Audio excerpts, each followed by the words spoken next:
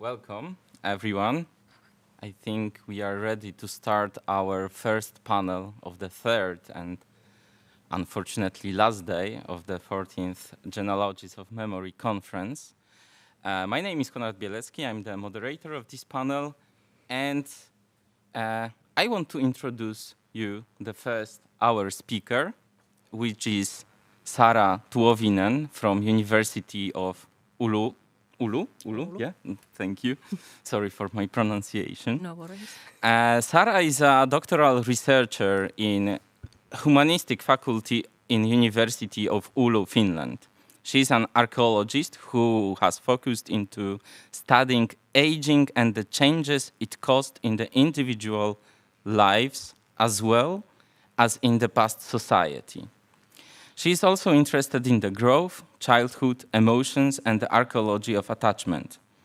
She has worked as a doctoral researcher in the project Daily and Afterlife of Children, 1500 to 1900, a new perspective in identifying childhood in the past in the years 2020-2023, which are the dates of the project. The project was funded by the Academy of Finland. So, Saara, today you will present the speech, which is titled Rare Birds, Military Heroes and Influencers, Nobility at the Late 18th Century and Early 19th Century, Northern Finland. Please, the floor is yours. Thank you very much. At first, I want to thank you for organizing this conference and inviting or letting me in to speak with you. As the time in this conference has showed, when talking about Finnish nobility, it might be essential to explain a little about Finnish history, as well as the Finnish geography. Some of the members of this conference has confessed their Finnish history and geographic skills might be a little rusty. So let's start with it.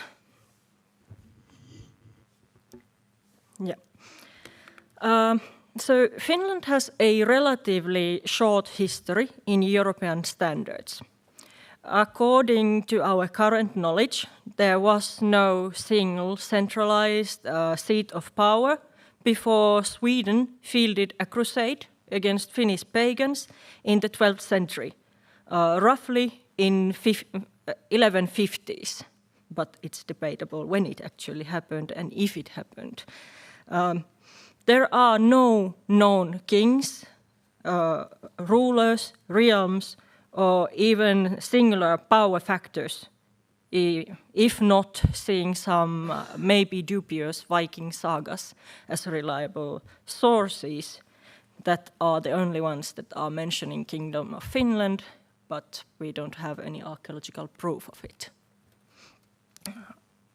It is also debatable, of course, how many crusades were made, but the Christianity did eventually get a strong foothold in the region, and it was protected by the Swedish crown, connecting Finland in the Kingdom of Sweden until year 1809.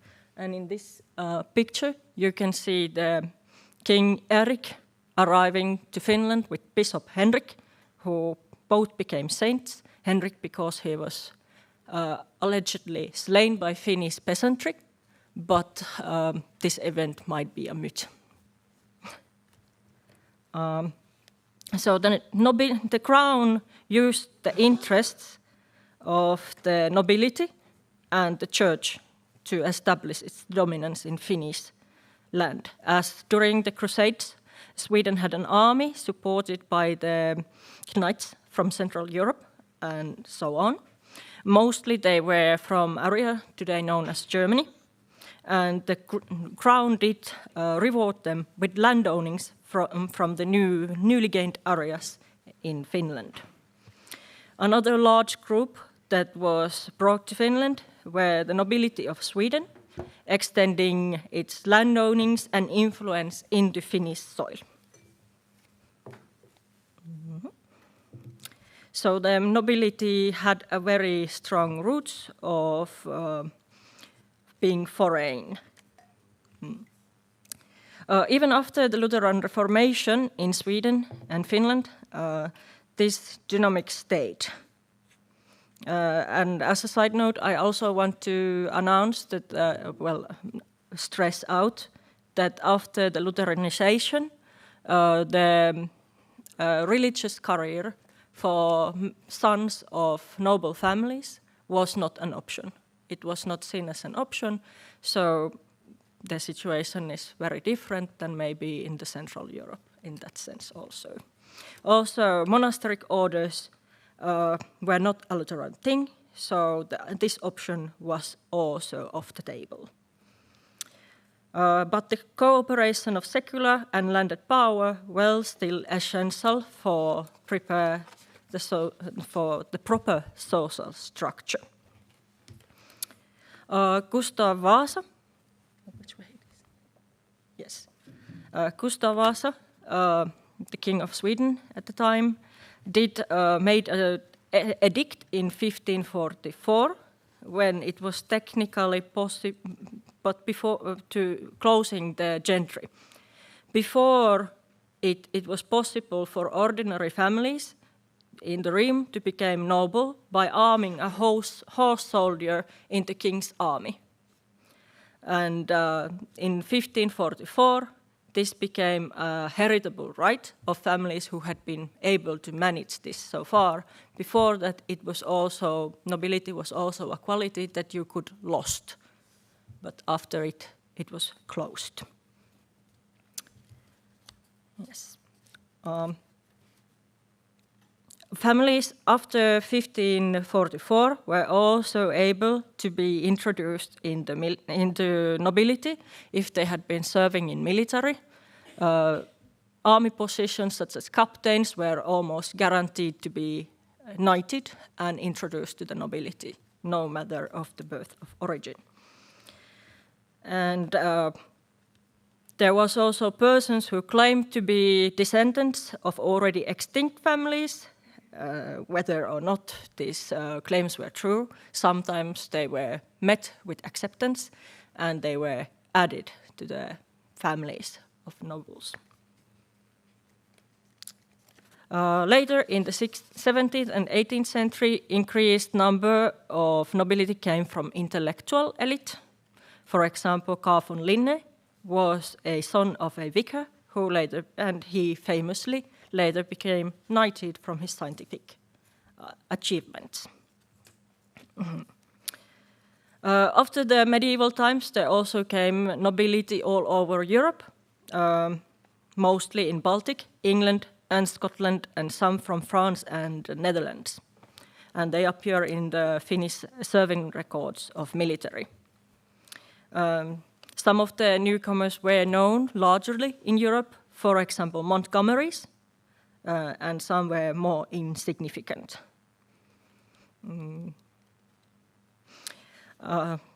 So throughout history, Sweden did offer opportunities to several adventurous noblemen with a spirit of exploration and military mind. But still, only in southern Finland, we developed somewhat feudal system with a situation which is somehow compared to serfdom, but it was not technically the serfdom. Anyway, the nobility was not very numbered. It has been estimated that only 1.5% of population in 1749 were members of nobility, clergy, and when you take the clergy off from this number, it's somewhere 0.7%.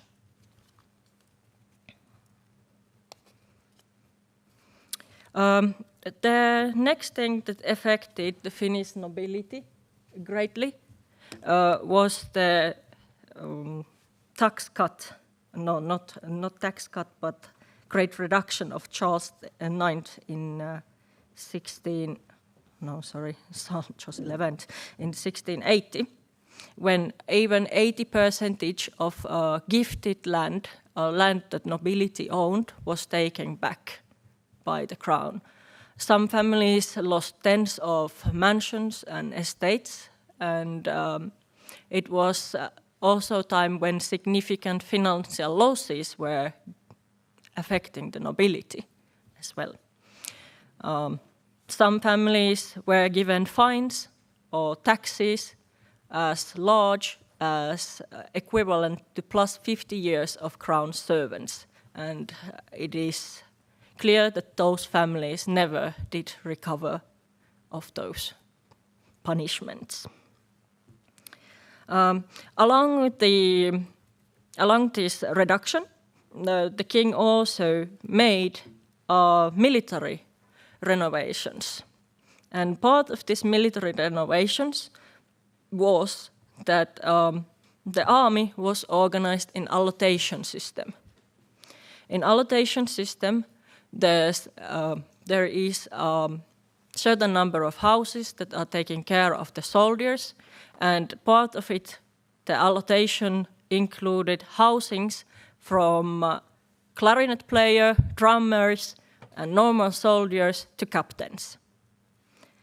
And the houses were designed by the crown, and here you can see an example of one of the positional housings, what was offered from certain army positions like Fenriks and so on, like NCO level as it would be today. Part of becoming a member of military was that the family was allowed to live in these housings for free, and they got some kind of payment, yearly payment, but they were also farming the land related to the estate. So technically, they were rental farmers themselves, even the captains and other members of the army were farming on peacetime activity. Yes. What also affected nobility, an idea of nobility back then, were the wars. Finland was not very peaceful. And this is what is today known as Northern Finland. And it is area of Kainuu, Northern Ostrobothnia, and Lapland. And as you may know, there on the window side, this large grey mass is Russia. And up north, there is Norway. And on the door side, there is Sweden. So this is the Finnish position. And especially the northern Finland's position. It is even today some of the Europe's most less densely populated areas with 0.4 inhabitants per kilometer square. Yes. There is probably more reindeers on those spots than humans. Because of its location, Finnish history is quite full of different kind of sufferings, and nobody was very willing to end up into Finland. For example, the nobility who found themselves in Finland were often sent there not voluntarily. It was seen that Finland was some kind of punishment as it lacks social life. It lacked, for example, universities and education possibilities for families of nobles' children, and so on. There was no theater, there was no opera, there was not very good chances to visit one another as the distances were so long. And especially sparsely populated, as even in today, was the northern Finland. Oulu in 1749 had approximately 200 inhabitants, and it was one of the biggest cities in the northern Scandinavia at the time, and one of the biggest cities in Finland.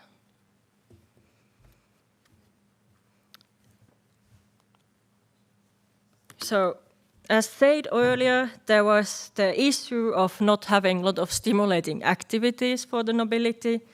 There was also the language question. The Finnish language is not related in the Swedish language, so when the nobility came from Sweden or other countries, the language was completely different, and it can be seen also that there are several persons who died unmarried, probably unable to find suitable spouse, and then there was intermarriages between different social classes as well. And in Finnish standards, a nobleman could marry women with no aristocratic or noble background, and the marriage was not frowned or seen as a mismatch, and women as well, but the women's children were not considered as nobles if the father was not a member of nobility. Suitable spouses, for example, were daughters of mayors, rich merchants, other non-noble army officers, and so on. But it was rather common of noble families having a wife or mother who was not from noble family, especially in the northern Finland. Finnish winters are also very long and summers very short, so the farming opportunities were not as good as in some other parts of Europe, and sometimes the noble families were not very rich, even they had the opportunity to farmland, and they had some freedoms of taxes. Yes, and war was a reoccurring situation in Finland, and as it was total war, the noble families also often had to fled to Swedish side, and their mansions and properties were regularly burned by Russian troops. And families that were not able to fled quick enough could be taken as prisoners and sent to Russia, from where they needed to either pay themselves off or fled or assimilate. The nobility was not in danger of being murdered and killed, as were the normal population, which often, even in 1720s, in 1710 century, were, for example, sold in slavery. One of these families that was somehow ending up to the north was family of Klementiofs. They were such an interesting family in the sense that I think that they are one of the most northernmost noble families in the northern Europe, especially at the time. They set their seat in Rovaniemi. Let's take a few slices back. So Rovaniemi is up there. It's on the Arctic Circle. They ended there as Magnus Gustav Klementieff, actually his father, Magnus Fredrik, took the family there as a part of his military post. And it is extraordinary that someone did move this up north. There were some households for the soldiers even up north, but they were not habited by nobility. So this is probably the most distant noble family. And let's look at what Magnus Fredrik did. Fredrik Magnus did in Rovaniemi. He was a career soldier who served in the Pomeranian War. He was very active in social and religious life of the locality. He, for example, made active efforts to have own vicary in Rovaniemi, as it had not before. It can be debated if it was his personal interest or interest of his role as a nobleman, as noble is obliged to serve, as they say in Finland. But he also had no academic education. There is no signs of him going any kind of school, but somehow he was able to write and read, and we debate what languages he was able to speak, but probably he was speaking several languages as well. We don't know if he was speaking Finnish, but it's more likely as he was having some interactions of locals, describing their habits and publishing one of the probably earliest descriptions of the life of peasantry in this area, which was published in actual publication in 1797. He was also a business entrepreneur. Even his family did not have large land ownings. He was able to make several interesting business, let's say, startups. For example, Mr. Klementiev was one of the first person ever trying farming linen in the Arctic Circle. It was successful in some way, but it did not become a recurring event. He observed Sami habits of reindeer herding, and he owned some reindeers, which is not common on the time. He also was distilling industry, as the Sweden had prohibited home distilling. And he did make sufficient money from it until the king released the ban, and he ended up having several thousands of liters of alcohol in his possession, and nobody wanted to buy it because it was cheaper to make on their own.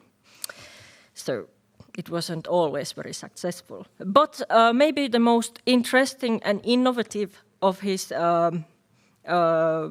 chances were that he made, with the local vicar, a saw industry in the Rovaniemi. Then the saw industry still has roots on the same factories and ideas that he was possessing. But maybe related to that, his most daring adventure was when him and Mr. Fellman, the local vicar, made a very exciting trial of building a seaworthy ship in Rovaniemi. As you can see in this map, there is the Rovaniemi and the Kemi River and the city of Kemi. It's roughly 100 kilometers apart. So somewhere in this Kemi River, they built a seaworthy ship and made it going down the Kemi River, aiming to get to the Baltic Sea. Unfortunately, this picture is, the grey picture is the boat getting stuck in the sandbanks of Kemi. So they almost got out. We don't know exactly from where they took this entrepreneurship, but it is admirable anyway. Unfortunately, not successful, but it has been documented quite well. He had a family, and as the Finnish nobility was very interested in gaining more of the households, as it gave them more lands, and 3 of his sons also went to the army career and established habitation in 3 different spots in the northern Finland as well. Eldest son moving to Kemi, and second eldest son moving to Kuusamo, what is technically at the border with the Russia. And the youngest son did take the father's material from the Rovaniemi. Here is a short list of other nobilities in the north, so that they were not only ones there, but they were the most northernmost. Some of these families only spent there a few years as officers, and then when the career paths led them forward, they had no interest of staying there. But Clementiofs did spend 70 years there.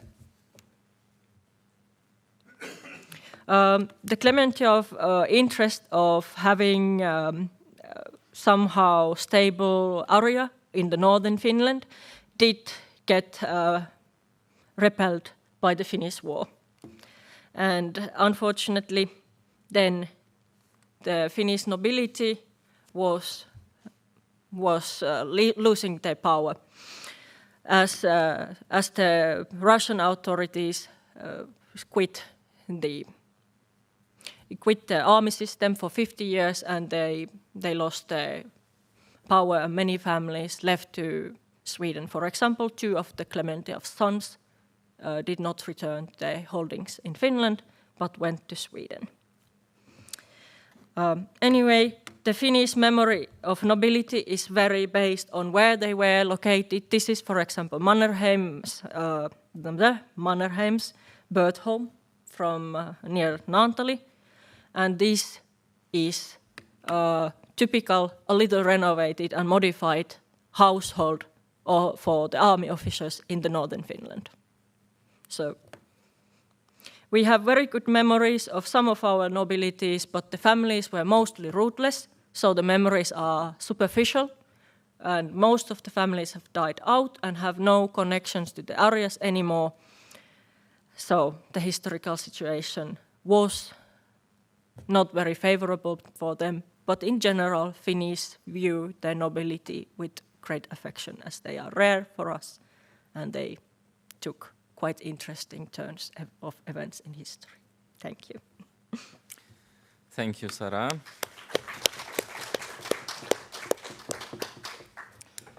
Thank you very much for your speech. And our next speaker is Silke Marburg.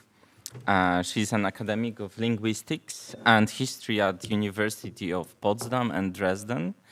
University of Technology, Dresden University of Technology, where she gained his PhD. Next, she worked, among others, in Institute for European History Mainz, Collaborative Research Center 537, Institutionality and Historicity, Excellence Cluster 264 Topoi, Berlin. I probably put the commas in there, but this is very tricky names. Graduate College Geschichte der Sächsischen Landtage at Dresden University of Technology. Silke areas of research focus on history. Focus are history of nobility in 18th to 21st centuries, history of estates and parliaments in 17th and 18th centuries, and European high aristocracy in 19th to 20th century. Your presentation is titled "One Cannot Be Overlooked: Forestal Investment and the Visibility of Aristocracy as a Memory Group After 1918. Please, the floor is yours. Yeah, thank you for the kind introduction. Thank you for the invitation to present a paper, and thank you in advance for your attention. Friedrich August III. Can I have this? Oh, yes, of course. Friedrich August III, King of Saxony, abdicated the 13th of November in 1918. That autumn, the First World War ended in a revolution which put an end to monarchies throughout Germany. The Kaiser renounced as well as his 18 colleagues in the Reich, and so did the Habsburg Kaiser in Austria. It was an important break in the constitutional history of Germany. The paper focuses on a passage of a letter from Nerschütz, today Naroszczyce in Poland, written 10 months later, 1990, the 5th of September. It was addressed to Friedrich August by his third son, Prince Ernst Heinrich. And Ernst Heinrich writes, Nowadays, you can be glad if your property investment is land and forest.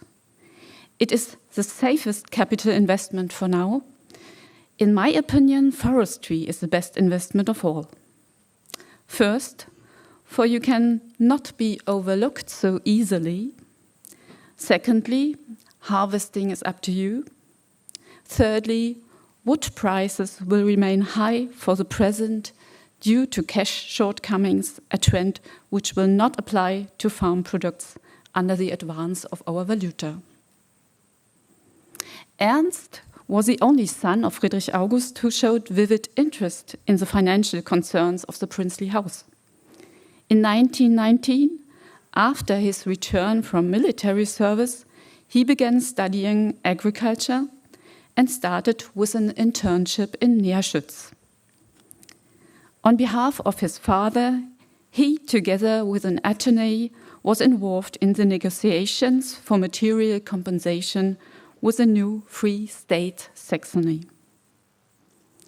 That investment in land was relatively safe in the after-war period, and especially during the inflation, is a well-known fact.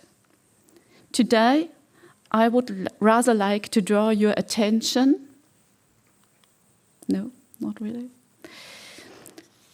To the first of the 3 points. Ernst Heinrich emphasized forestry being a visibility tool.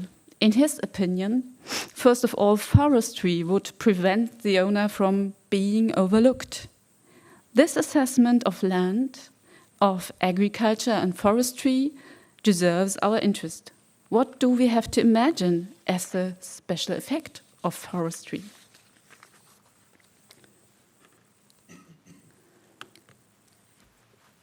As we participants all were invited to contribute to the discussion on theoretical concepts and terms, I will give a brief insight to the sociological theory which I and my colleagues in Dresden adopted and which we, as historians, developed to apply on nobility and aristocracy as traditional social formations. This paradigm supported discussing long-term social phenomena, as noble formations undoubtedly are, as well as it proved to be adjustable to respective terms of different specializations of medieval history, of modern history, art history, economic history, and so on. This sociological approach is called time, the theory and analysis of institutional mechanisms by the sociologist Karl Siegbert Rehberg. In the terms of time, an institution is a social phenomenon, or he says an objectivation, which expresses itself by self-symbolization. The institutional quality can not only be objected in the large scale, for example, in case of courts, of estates, or of religious institutions, even on smaller scales, as well as in micro-relations, social structures are supposed to express themselves by self-symbolization. In this respect, they can be named institutions, and a core effect of self-symbolization is a claim to validity, and thus a claim to historical durability. It's not necessary to assure you that historians deal well with analyzing such symbol productions, processes, and that it is suitable to describe and to explain the durability of noble formations. Applying this paradigm to nobility, to gentry, or to aristocracy enables us to object their trajectories through time, regardless they existed as an estate, as a class, as a group, as a spare time socialization, or what else. We decided to call such a traditional social formation a memory group with added claim, eine Erinnerungsgruppe mit Elitenanspruch. My research focused on the long-term success of aristocracy, in the German discussion, staying on top, oben bleiben. But first of all, the aristocracy's continued existence. How did aristocracy continuously formed and forms a social structure? How can we describe and explain its coherence? And how could aristocracy manage historic transformations and adopt and live new patterns of its association? Nobility has early been called a master of visibility. I quote an influential term by the German historian Heinz Reif. Visibility, that is a crucial idea of my following outline, meant successful symbolic communication. And again, in terms of time, visibility meant a range of self-symbolizations of aristocracy on different levels. But back to the case.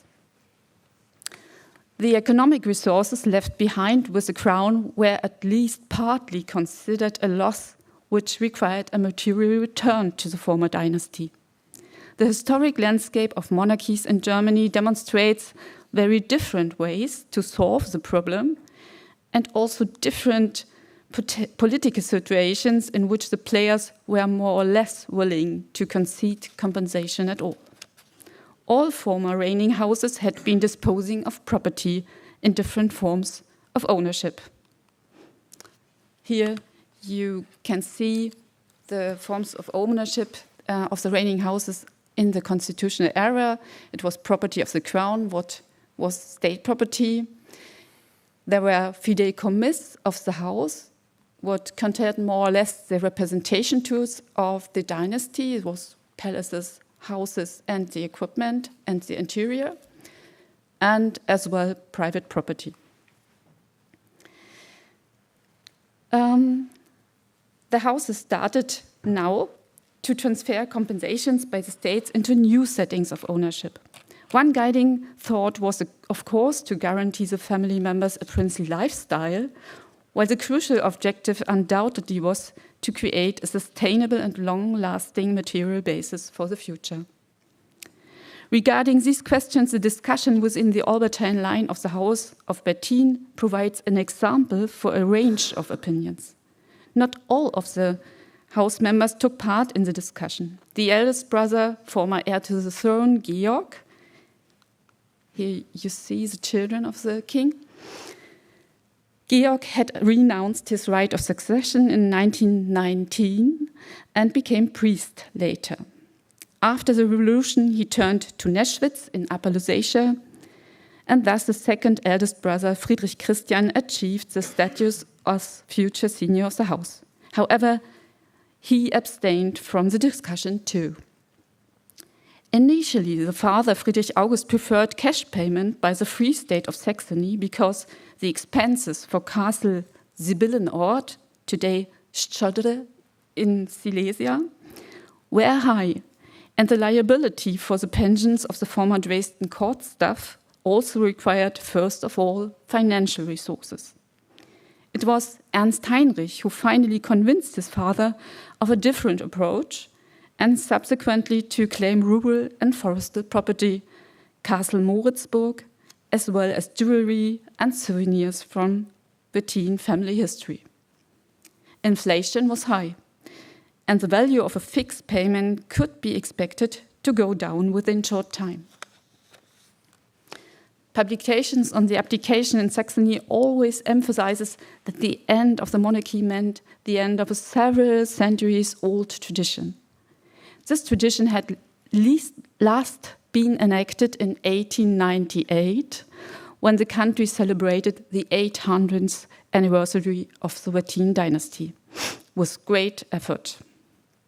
Related to this long-term construction of tradition, the abdication could be understood as an incident and perhaps unnecessary. The historic downfall seemed at least a unique catastrophe.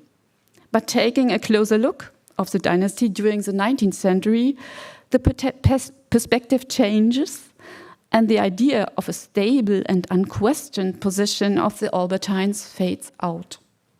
The Saxon monarchy had been in danger more than only once, and each Albertine generation had experienced a crisis of this kind.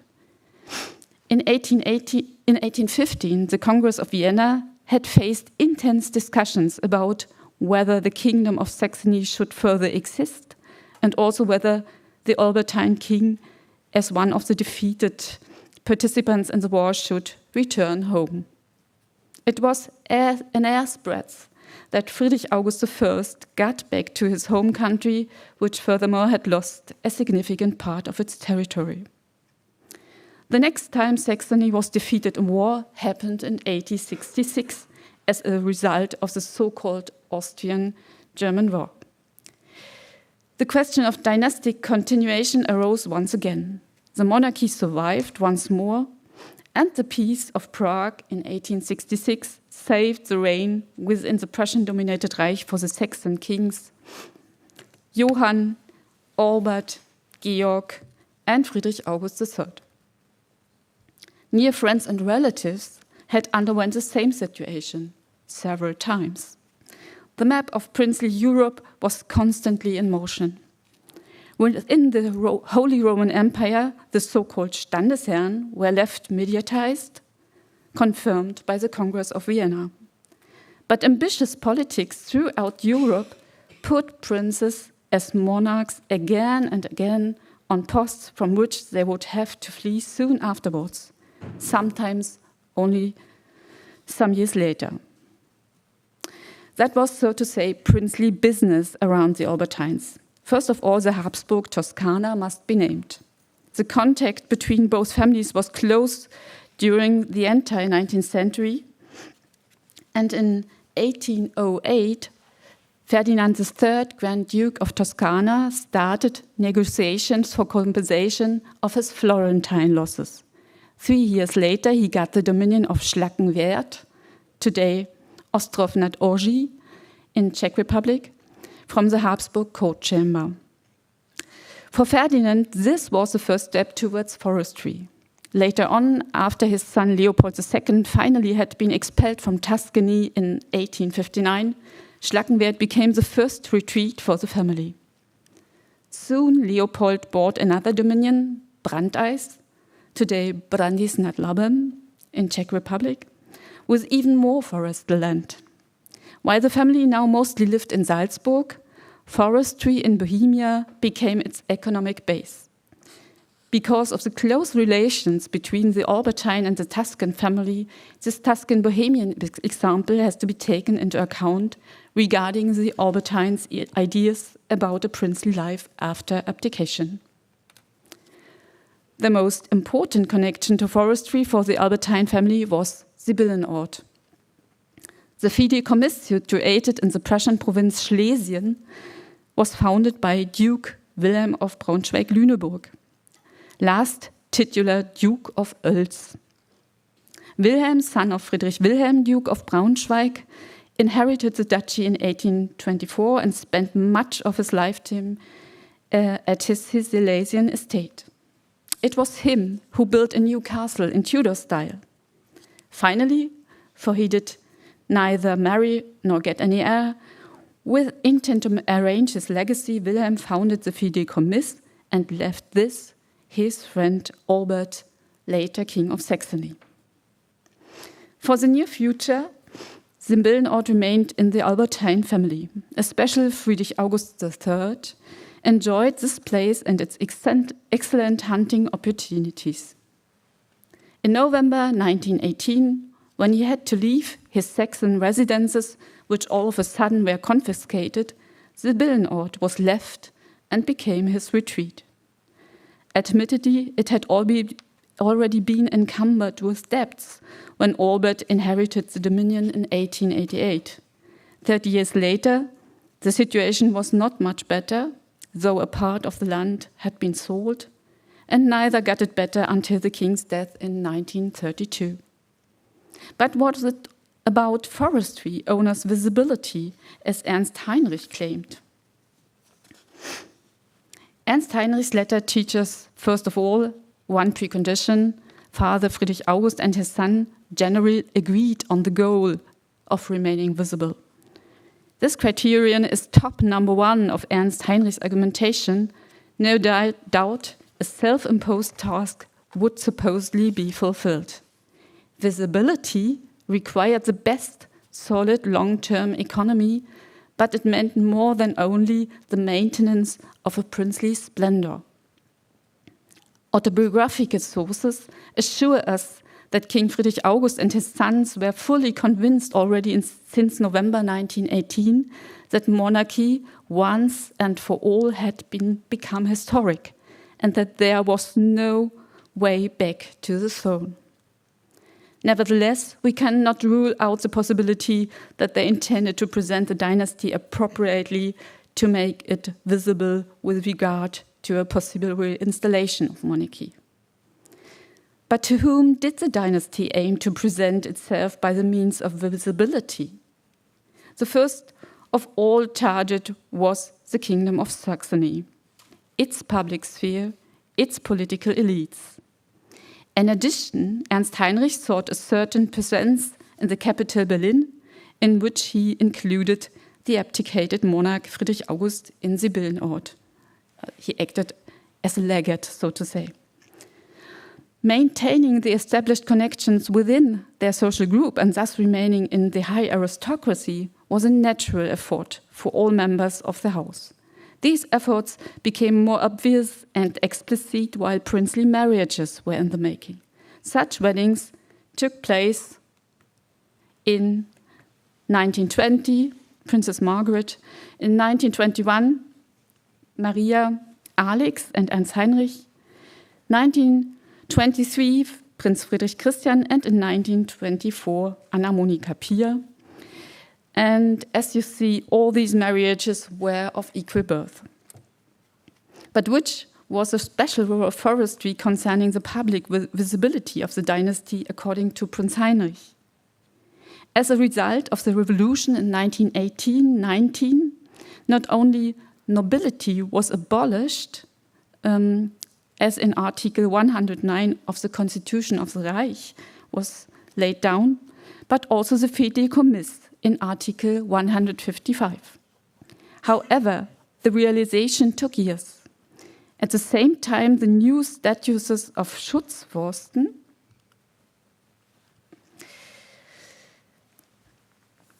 protected forest, of Waldgüter, forestal estates, Waldstiftungen, forest foundations, had been announced in order to provide protection to large, contiguous forests.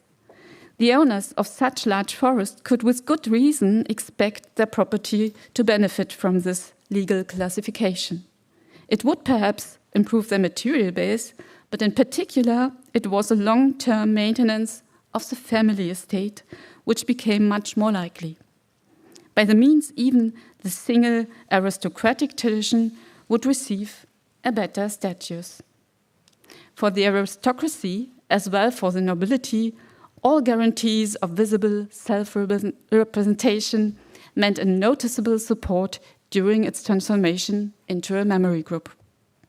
Last but not least, the number of very large agricultural estates exceeded the number of very large forestal estates. Each of the forestal owners gained thus an exceptional position. Often, such rich forestry entrepreneurs were also offered political and public office as well as local or regional honorary posts. Prince Ernst Heinrich, for instance, became honorary chair of the Jagdschutzverein in Sachsen, and King Friedrich August joined the Silesian Forestal Association as a top-ranked member, as you can see in this member list. As a result of the negotiations for compensations with the Free State Saxony, the former ruling house finally received as the largest woodland the forests around Castle Moritzburg.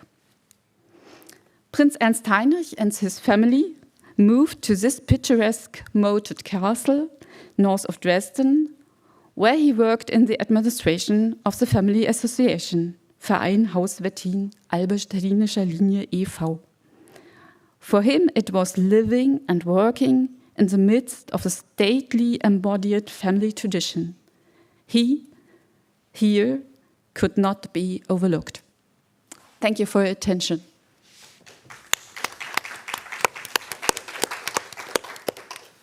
Thank you very much, Silke.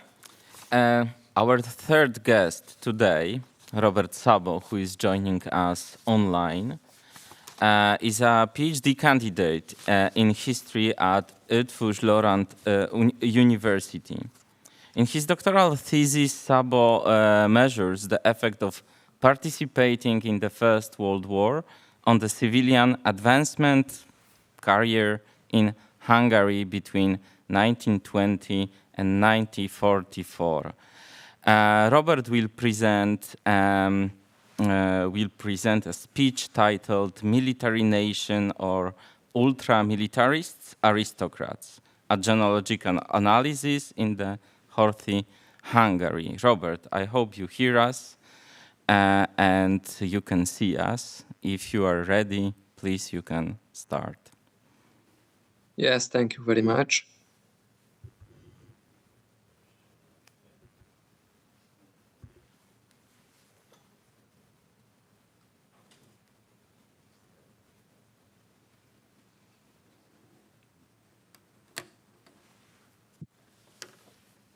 You can see your presentation. Yes, okay.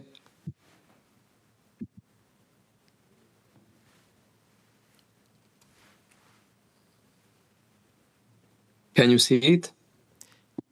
Yeah, we can see it, but in the editable version. Like we can see the whole window of PowerPoint. If it's okay, we can... Yeah, okay. Yeah, okay? Okay. Okay, no, it's not okay. Not okay. Yeah.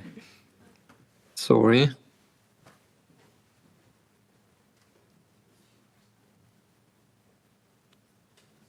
Maybe now? No, Róbert, you have to start the presentation. Please press F5 button or use the...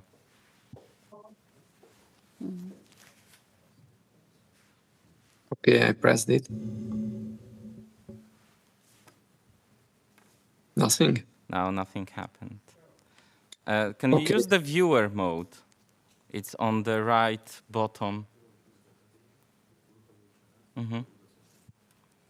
Okay, so probably you should shut down your presentation, open it once again. Okay.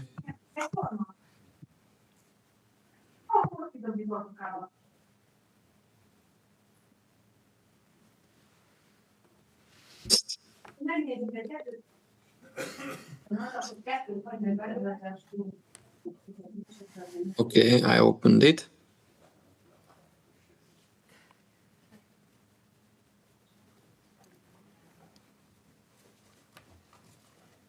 It's still the same.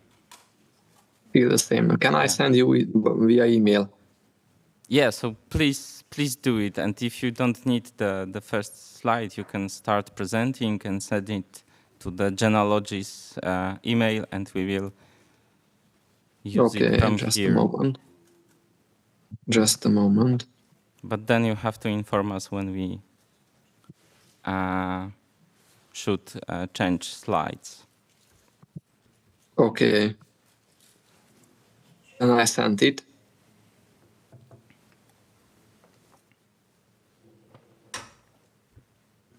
Okay, thank you very much. My name is Róbert Szabó, and the title of my presentation is Military Nation or Ultramilitarist Aristocrats. And in my presentation, I deal with the question of the Hungarian militarism and its aristocratism background in the interwar period. And the structure of my presentation is the following. First of all, I am going to talk about the methodology and the problem, then the Trianon Hungary in the Horthy era. After then, I would like to talk about the approachment toward Hungarian militarism.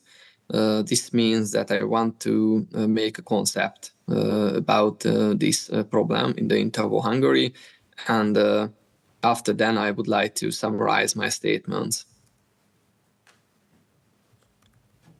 Okay. So the works of contemporary authors have only touched on Hungary tangentially and often only when referring to other countries. In his work, the American historian Harry Elmer Barnes discussed the ideas that determine the world politics of modern civilization from the early modern period to the mid-1920s. In his book, he dealt in detail with the impact of the First World War and the peace treaties, including the post-war arms policy and its financial implications. Barnes referred to Hungary as a country where after the First War, the militarist physiology and military technology were more intense than they had been in 1914. On the other hand, as a contemporary German historian, Alfred Wacht wrote an overview of the concept of militarism. Wacht described the theoretical and practical changes in militarism from the Middle Ages to the post-war period after the First World War in 4 chapters. After 1945, Wacht expanded his work to include the emergence of militarism after 1937, and thus, in particular, the most important experiences of the Second World War and the post-war period. Wacht pointed to the important role of military politics in Hungary, noting that one on eve of the Second World War military figures held the office of head of state or were directly behind it. In Wacht's interpretation, this kind of militarism would be understood as an inward-directed ideal of wherefore that posed less of a threat to general peace. In addition, regarding the Hungarian literature on the subject, it is worth highlighting Maria Szabó study. She pointed out that novelties of officer training in Hungary in connection with the concept of war ideal, so the militarism, regarding to the interwar period. It is clear from the various approaches that the history of the Hungarian war ideal requires a multifaceted analysis. In this paper and in this presentation, I want to fill a gap in the possible analytical perspectives, for example, extent of armament legislation memory policy, from a conceptual historical point of view. So in my presentation, I attempt to sketch the historical political background that fundamentally determined the war ideal of the period, marked by the governor Miklós Horthy. In this context, I focus on the changes that took place in the Hungarian army, as the concept of militarism was primarily identified by contemporaries with the rearmament following the First World War. What we know about the Trianon Hungary in the Horthy era, this is the second slide of my presentation.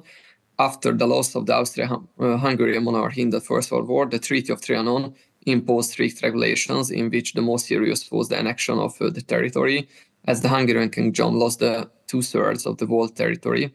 The idea of at least partial or total reclamation, revisionism or irredentism, was the most important ideology of the Horthy era. According to Barnes, Hungary excelled a vigorously intensive propaganda for the reclamation of the annexed territories. The main area for this, in his view, was the school, where subjects were taught in the spirit of the geographical boundaries of historical Hungary, and pupils prayed in the morning for the resurrection of Hungary in the primary school. At the same time, contemporaries agreed that Hungary wanted to achieve the revision of the peace treaty primarily through diplomacy, and only in the absence of this try to find a favorable opportunity for an armed solution. Barnes described the training of the so-called Levantes, which filled a gap in the strict limitations of the peace treaty as a super Boy Scout movement. It was necessary as the fifth part of the Trianon Treaty required the abolition of the general obligation to fight, and the maximum army of 35,000 men would only consist of professional soldiers. A further provision was the prohibition of the right to manufacture and purchase combat equipment, armored vehicles, tanks, warships, combat aircrafts, and others, and the obligation to hand over the Danube fleet to the former Entente countries. However, the greatest difficulty for the Kingdom of Hungary, which wanted to raise or at least maintain the quality of the Hungarian defense forces, was not the provisions of the peace treaty, but the fact that the number of soldiers could not even reach the maximum number of soldiers allowed due to the regulations and the 12-year service period. Despite the secret conscription, it was only 22,000 in 1925. A further difficulty was the shortage of obstacles of weapons, so the Hungarian defense forces had to contend with an almost total lack of modern warfare. After the removal of the Military Control Commission in 1927, the army's number was increased to over 50,000 in the first half of the 1930s, and the production of ammunition and the purchase of tanks and aircraft began. In addition, universal conscription was introduced in 1932. However, compared to the improvements that were considered necessary, the army, which contained still only 80,000 or 85,000 soldiers in 1937, was still understaffed and technically underdeveloped, with its predominantly infantry and battalions of cavalry and bicycles. The so-called Győr program, announced in 1938, on the eve of the Second World War and carried out until 1940, was a decisive step forward compared to the previous period. Through intensive quantitative and qualitative development, it made it possible, among other things, to increase the number of soldiers to over 100,000 and to develop the transport and industrial infrastructure necessary for mobilizing the army. Despite all this, the Hungarian defense forces were not even in 1914 considered an effective force in international terms. Although in the late 1930s and the 1940s, the territorial revision was partly carried out, German diplomacy played a more decisive role in this rather than the Hungarian army. Consequently, Wacht's assumption that the influence of the Hungarian war ideal on the question of European war and peace seemed insignificant during the interwar period seems to be correct. This is also confirmed by the fact that the Hungarian press, regardless of political orientation, reported that though the militarism in Hungary had the most outspoken nature, it was only sufficient to maintain internal order and peaceful defense. In the third slide of my presentation, I would like to talk about the approachments toward the Hungarian militarism. And although it is probably due to the underdevelopment of the Hungarian defense forces in terms of manpower and technology, that one of the most fundamental characteristics of the war ideal was the emphasis of moral superiority, the authors of the treatise try to explain the necessity of their writings by presenting an anti-militarist attitude of the society. Ferenc Julier, a military writer, explained in the third chapter of his work that Hungarian society only dealt with military issues before the First World War if they had domestic political implications. The defeat of the war had further reduced this interest. Julier argued that anti-militarist books have a greater place today than works for the cultivation of the martial virtues. From his point of view, interest in military matters should be awakened in a more pronounced way. Colonel Gyula Máté Törék, commander of the Hungarian Royal Guard, complained that no other nation in Europe had been less able to realize its national ideals after the First World War than the Hungarian. He said that from 1918 to the present day, the army should have been reborn with an almost superhuman speed. Similarly to Dénes Jávor, it was a deficiency in his understanding that the masculine beauty, the meaning of and purpose of military life was only little known to civil society. The theoretical writings of politicians, in the fourth slide of my presentation, specialist writers or laymen have shown that there is no unified concept of the meaning of the term Horthy-Hungary. Based on my own typification and different interpretations, I have formed 4 groups. In the following, I would like to discuss these 4 in more detail.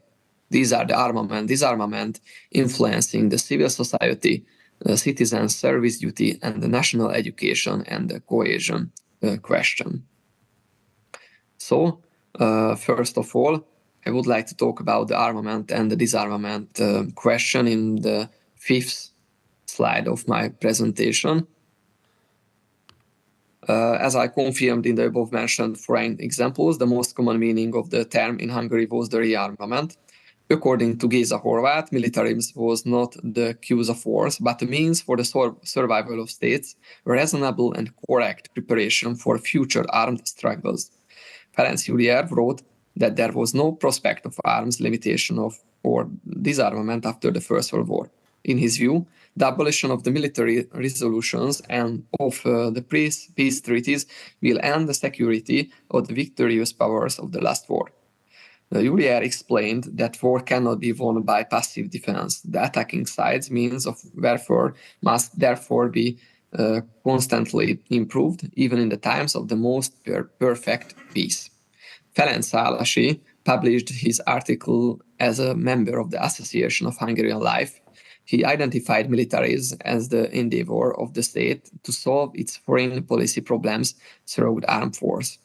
In Szálasi's view, militarism can be said to exist when even the possibility of resolving conflicts of interest by peaceful means is completely impossible.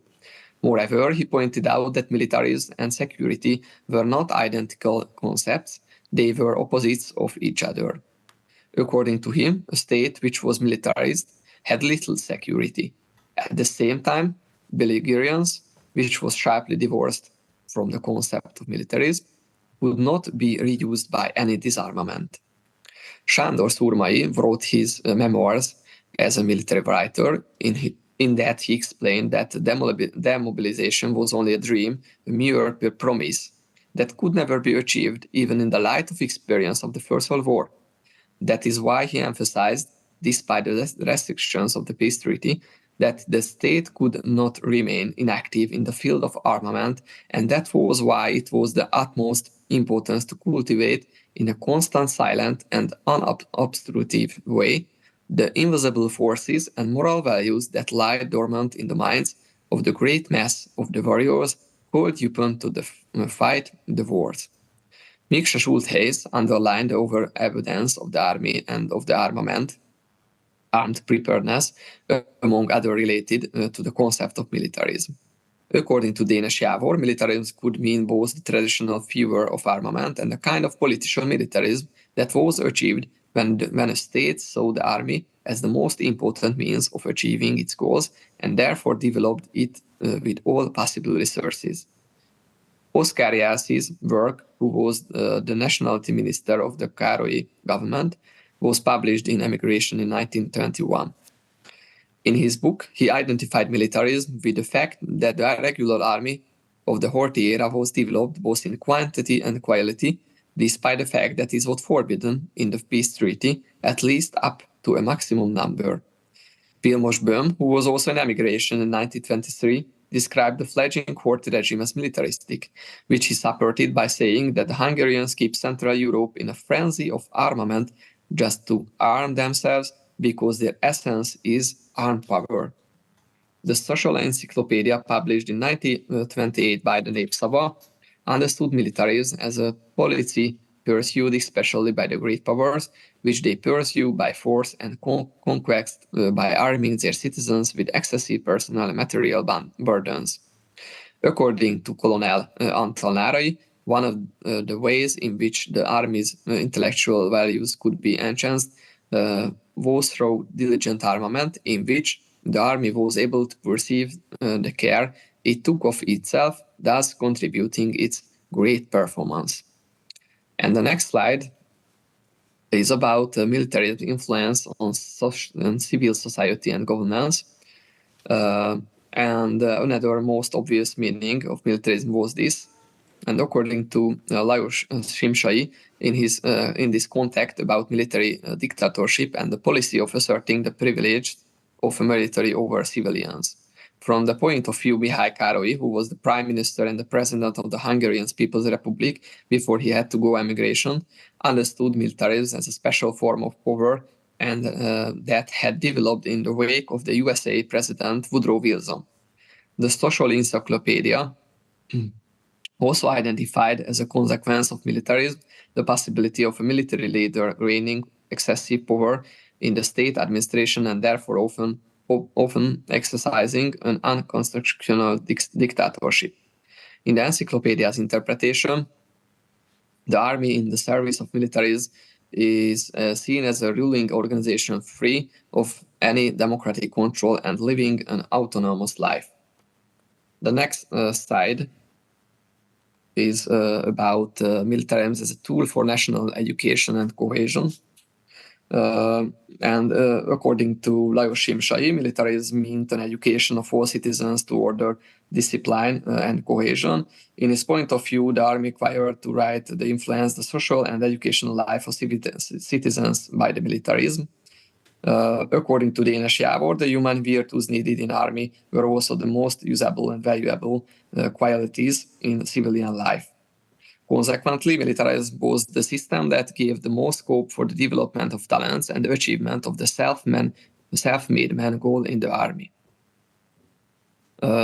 Without any time, I would like to see the other side, the forced interpretation of militarism, the militarism and the national service. So this is the role of the concept of national service and duty. For Endre Bajcsy-Zsilinszky, writer and editor of the right-wing Daily Szózat, the term meant a state and social system of worldview in which the military idea was the leitmotif and the army played a central role. According to him, the philosophy of militarism was rooted in the idea of duty, in the sense that the individual recognized and accepted that it might be necessary to sacrifice himself for the great ends above him. For this, however, he considered in this ensemble what he called self-conscious organization, which was the militarism according to the enemy, an internal order, that is a military state capable of ensuring the defense and the survival of the country since the time of Szent Stephen, the first Hungarian king between 1000 and 1038. For the success of the Hungarian Renaissance, he imagined the self-conscious, social, unified, and military organized national society. And at the end of my presentation, it is necessary to summarize my statements. I have presented the attempt in the last slide. I presented the attempt of the concept of militarism in Hungary to become independent and to be defined in the interwar period based on the works of contemporary authors. It is clear from the writings of authors on both the right and the left that the concept of militarism is difficult to interpret, as in addition to its multiple meanings, the dividing lines between the different meanings are drawn along political orientations. However, if you want to distinguish between the two groups, it can be said that the concept of militarism has been identified by right-wing politicians, military officers, historians, and professional or civilian writers with the idea that despite or even on the grounds of the defeat in the First World War, courageously assumes the virtues of the Hungarian soldier and at least attempts to promote them in the direction of the civil society. They all agreed that militarism is more than a country's policy of arming itself. It is a way of life that equips this civil society with a sense of life and prepares it for the challenges and difficulties that soldiers face. The authors believed that the virtues displayed in the military should be the civil virtues in order for the nation to rise up. This is not necessarily part of preparing for war, as their writings also point out that these virtues are important also in peace. On the issue of disarmament, the right-wing authors also agreed that disarmament is impossible to achieve, and in fact, supporting and developing the army cannot be seen as a literal disarmament, but as a military strategic policy to prepare the armed force that protect the country for a possible future conflict. Their attempts to define the concept of war ideal suggest that militarism was not a reality, but merely a goal to be achieved. This suggests that at the time of the writing, society was not thinking in the way they wanted. And aristocratic values and networks played a significant role in the legitimacy and survival of the interwar Hungary system, particularly under the leadership of Miklós Horthy. The Hungarian elite, including military officers and intellectuals, as we see above my presentation, promoted a militaristic ideal which was intertwined with the nation's aristocratic traditions. This class often justifies their positions through concepts which emphasize not only military prowess, but also moral and intellectual superiority. Moreover, aristocratic networks maintained power of reinforcing a social hierarchy where military leadership was as an essential to national survival, especially in the context of Hungary's territorial losses following the Treaty of Trianon. The military and aristocratic elites portray themselves as the defenders of the nation, drawing legitimacy from their role in the preserving Hungary's territorial integrity and cultural identity. And thank you very much for your attention. Thank you very much, Róbert. I'm glad that despite initial problems, we've managed to see your presentation. Now we see it in a lot of copies. No, it's only on this. Okay, so last but for sure not least, our today panelist will be Kseniya Liubaya, who is also joining us online. Kseniya studied at Belarusian State University since 2022. She's a student in the Department of International Studies and Central and Eastern Europe at the University of Warsaw. She's a president of the Scientific Student Club for Central and Eastern European Studies, CLEAN. This is the name of the society.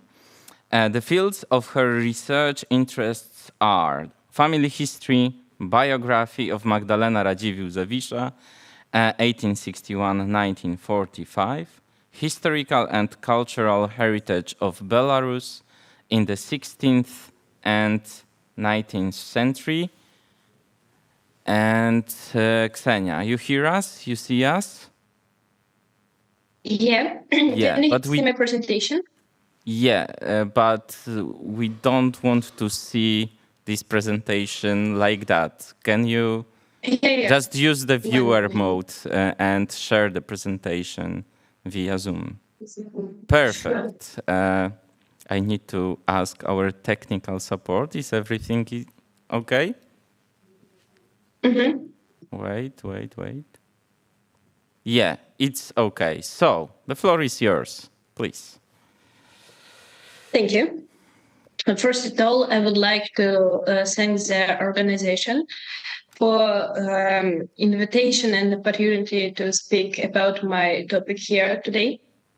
And let's see who was Duchess Magdalena Radzivil. Magdalena Zawisza was born on July 8, 1861, in the family of Minsk nobleman, famous archaeologist and ethnographer young Kazimir Zawisza, coat of arms Swan, and Maria, a descendant of a famous Bielecki family, Count of Arms Kseniya. Zawisza was a pretty influential family, playing an important role in the Great Duchy of Lithuania political and cultural life for about 5 centuries. Zawisza were also the large land rovers at the moment of 1864. Jan Zawisza owned about 7% of agreement West, as well as some land in Babrushchina. This is a region near city Babruisk, and Slovushchina, region near town Slovin, and some property in Warsaw. I've been interested in archaeological findings. Zawisza also acquired some ancient settlements near villages Mirachoshchina and Balevka, as well as near Lake Svitez. Magdalena and her sister Maria Eva spent their entire childhood between a house in Warsaw and their Zawisza estates in Kuchtice. Jan Zawisza tried to speak mostly Belarusian with his daughters at home, and with their mother they mostly spoke French. Zawisza also invested in preserving the memory of his family by financing the publication of a memory book of his ancestor, great-grandfather Krzysztof Zawisza, voivode of Minsk, and also as well he was invested in preserving the portrait gallery of Zawiszas. Jan Zawisza sympathized with gallery pricing and also quite accurate sponsored it. But also the doors of his house were always open to his friends, political figures, and intellectuals. One of them, for example, was his relative Jan. And we can say that the image of Jan Zawisza influenced greatly at Magdalena's views in future. But what we can say about Magdalena's young years, Magdalena had been married twice. Both of them was like successful, but neither of them was like had one. She was married for the first time in 1882 to Grande of Spain, Chamberlain of Austria, and Knight of Honor of Malta, Count Ludwig Joseph Krasinski. Into this marriage was born the only daughter of Magdalena, Maria Ludovica. But unfortunately, the Count died in 1895, leaving his daughter and his wife with both. But at the time, Magdalena was already speaking about Belarus and calling actively herself Belarusian, which caused misunderstanding with her husband's family. After her husband's death, Magdalena was back to the Kuchtice state, and then she went a little trip to Europe. There she met her second husband, Duke Václav Nikolai Radzivil. They were married in 1906 in London, and then went home in Kuchtice. They found each other maybe with mutual elation by society. Václav also being a representative of an influential noble family, as well as Magdalena, actively sponsored development of Belarusian national movement. But unfortunately, in 1914, the Duke was killed during the war in East Prussia. And Magdalena, like her friends note in their memories, spoke whenever possible about the exploits of her husband. After his death, she even transported his body in Kuchtice, where he was buried with a great pomp in the crypt of Calvinist Church of a state, and under the inscription «Пухом тебе, княже, земелька твоей родной сторонцы». May the ground will be soft in your native place, Duke. Magdalena had aside a room in her palace for like a little museum, was a collection of weapons of her father and her husband. And it was a way she wanted us remembering about those people. Despite the dislike of Magdalena closest circle, because of Magdalena environment of her husband built her career and interest, Václav Radzivil helped her in several important household matters. For example, in 1911 was built a railroad Vereice-Kharedianka because of good trade. And when we will say about Magdalena activity, one of Magdalena, the biggest activity of her states was to create condition and job for local people. Magdalena translated all of this work in her estates into Belarusian language.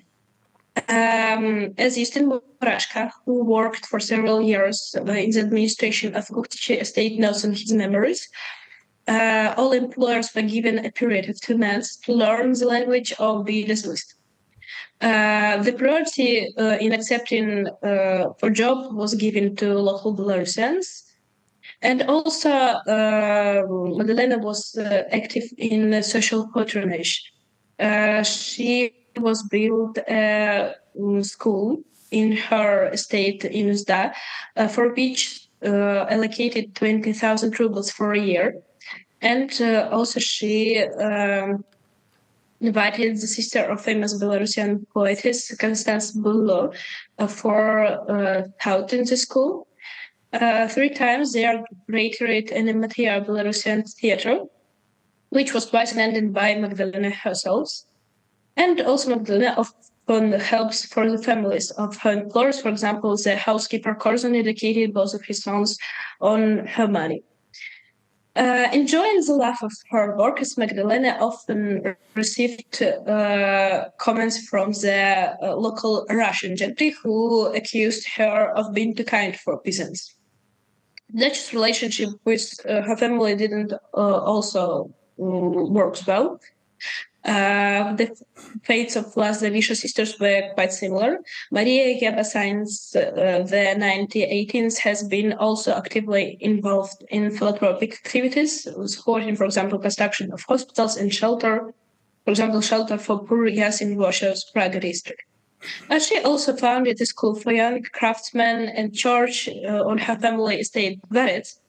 And she also lost her husband, also Radzivil, Michał Radzivil from Niborov, Italy. And after it, she often spends the time at her Zawisza estate, intermarried from her father. At the same time, the sisters often had conflicts over their choice of identity. When we will say something about Maria Ludwika, the daughter of Magdalena, she didn't share her mother and aunt's love for the Belarusian estates at all, preferring to remain in her parents' home in Warsaw. The family was not thrilled with sometimes scandalous attention paid to the person of Magdalena, and conflicts periodically arose due to an openly distrustful attitude towards both Russian and German administration. At the same time, Magdalena was actively supported Belarusian national movement. The doors of her apartment on the Zaharyevska Street in Minsk were always open to activists of Belarusian revival, politicians, writers, and those who just needed help. For example, the Duchess once said about herself, I don't spare money for my Belarusians. Even before the war, she always paid a big pounds for scholarship for Belarusian students, especially for those who went to study in theological seminaries. Magdalena's dream was to raise Belarusian clergy, and she sent money for purchase of Belarusian books for a theological academy in St. Petersburg, where was grown a huge number of future Belarusian priests. And also here even was created a little Belarusian book. In 1980, before Magdalena going abroad, she donated a diamond necklace for the construction of Belarusian Collegium in Rome, but unfortunately it didn't work. As we see, not all Magdalena's projects were successful. On the one hand, she was able to establish a private aid society, Litist in Minsk, to help soldiers' family during the war. But on the other hand, despite her long and hard work, she was denied permission to open Belarusian Greek Catholic Church in Minsk, in which, even being a Roman Catholic, she saw a future for independent Belarusian Church. A separate story is a long-term dispute between Magdalena and Minsk city authorities about a possibility of buying the building of the old Dominican monastery. The building was semi-abandoned by state because it was not so suitable for military needs that it was occupied. Magdalena proposed to open a hospital here, but her request was rejected through the highest authority in Petrograd. Also, when we will speak about Magdalena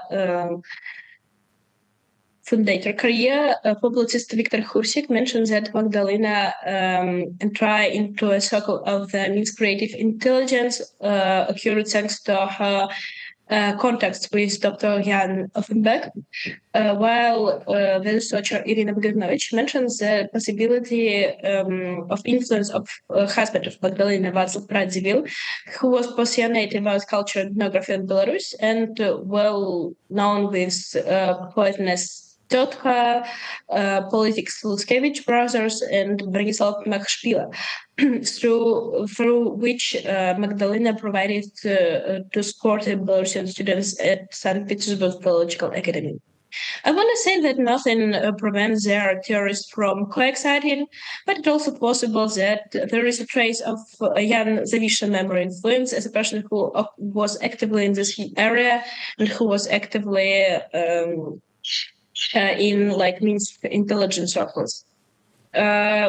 one way for another, Magdalena became an important part of Belarusian artist society. From what is currently known, Magdalena sponsored publishing houses Zaglяние солнца у нашего конца, Znich, the newspapers Nasha Niva and the Belarus. With the support of Duchess, who published the Belarusian prayer book Bog z nami, God with us. The books were not praised by Maxim Bogdanovich Rune by Maxim Harecki, as well as Rodne Zjawy, native phenomena by Taras Husha, as well known as Jakub Kolas, Kurhanna Kvetka by Konstanz Bylo, and Vasilki, Cornflowers by Vihinsha. The Duchess supported the establishment of Belarusian People's Republic as well, but very quickly became disillusioned with people creating it. As Justin Murashka emphasizes in his memories, Magdalena understood very well that she was being used as endless wallet and not always for the needs of Belarusian society. After 1980, Magdalena left the territory of Belarus, leaving behind her estates along with the work of her life. For a long time, she lived in Warsaw, in her palace at Forestal Street. In this house, she attended to create a residence for a young papal nuncio, Achilles Radzivil.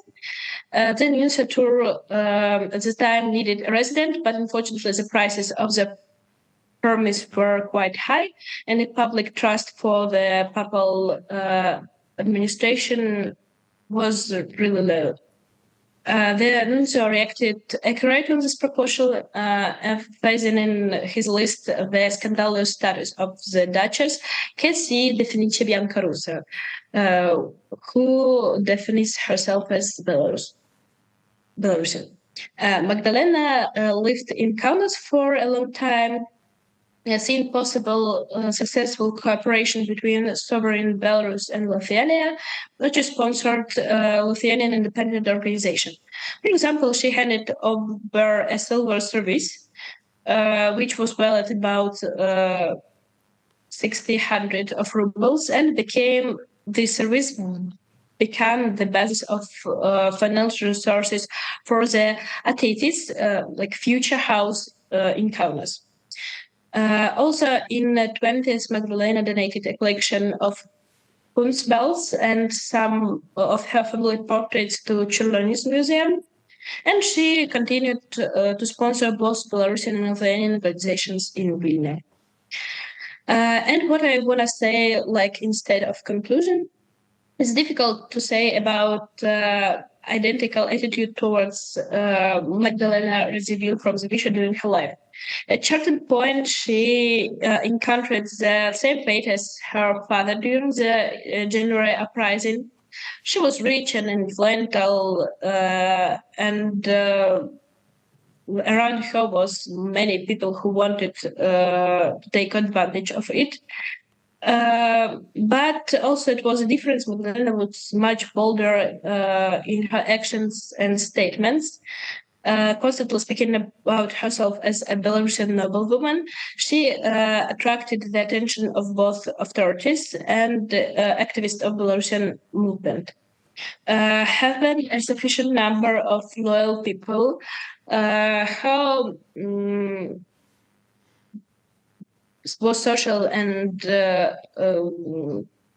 like financial active, but she was really quite alone with her position in Belarusian political world of the beginning of the 20th century. She was equally a line of both the Warsaw and Minsk nobility, who had long ago divided themselves their convenience into Catholic Poles and Orthodox Russians, and to activists of Belarusian movement, often from much less wealthy and influential families who didn't understand the vicious place in this game. Despite all of this, the Duchess continued to help her Belarusian feeling responsibility for the fate and future of Belarusian society. Therefore, there was a strong connection with a number of Belarusian writers, like Adam Stankiewicz and Belarusian philanthropists like, for example, Edward Vanilovich. Magdalena could have helped him to construct the famous church of Saint Simon and Elena in Minsk. Duchess died in Freiburg in the monastery of Dominican sisters in 1945. Many years later, in the beginning of the 20th century, discussion begins about the possibility of reburial. Magdalena herself wanted to be buried in Minsk, and one of the most popular options was to bury the ashes of the Duchess in the church to whose parish she belongs. As a possible options were considered the church in her estate, and even tomb of Radzivil's in Nesvizh.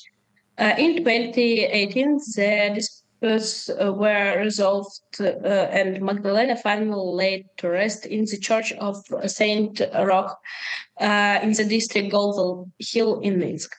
This even striped up Belarusian society, forcing people to remember the activities of great patroness. The publishing house has published a number of scientific journals work dedicated to the fate of Magdalena. The most influential book, perhaps, was Viktor Hursik's book «Valle kniha prilos Magdalena Radzivil», the book about family and the fate of Magdalena Radzivil.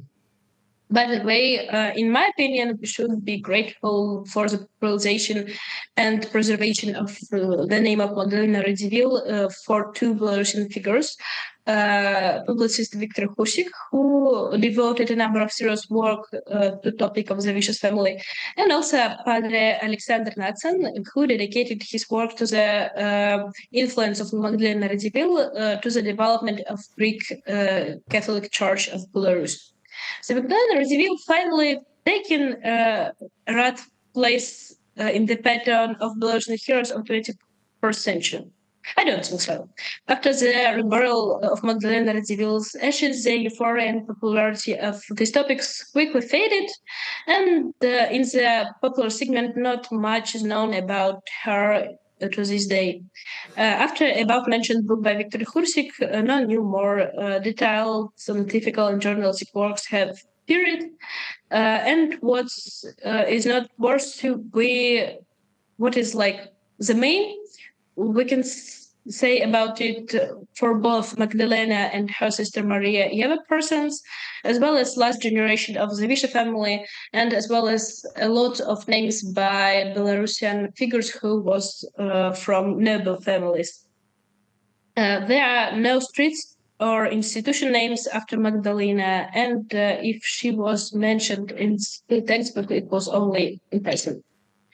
Kseniya, Thus, we can notice several. The time is up, so just few words of conclusion, please. And okay. Yeah.